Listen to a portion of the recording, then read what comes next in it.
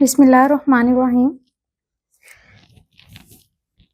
اکثر لوگ کوشچن کر رہے ہیں کہ منہ میں نفس ڈالنا جائز ہے یا نہیں جائز۔ بیوی کے منہ میں نفس ڈالنا شرعی طور پر پسندیدہ عمل نہیں ہے، کیونکہ نہ قرآن میں اور نہ کسی صحیح حدیث میں اس کا واضح اجازت موجود ہے۔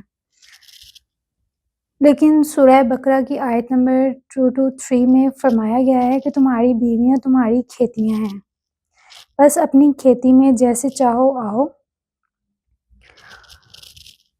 اس سے مراد عورت کی اگلی شرمگاہ ہے، نہ کہ منہ یا پیچھے کا مقام۔ ایک حدیث میں بھی واضح کیا گیا ہے کہ صحبت کا تعلق صرف فرج مطلب اگلے مقام سے ہے۔ علماء کے فتویٰ کے مطابق یہ عمل مکروہ ہے، کیونکہ منہ ایک پاک جگہ ہے جہاں سے ہم اللہ کی عبادت کرتے ہیں، قرآن کی تلاوت کرتے ہیں، تو اس کے احترام کے لیے یہ چیز ضروری ہے۔ السلام علیکم ورحمۃ اللہ وبرکاتہ۔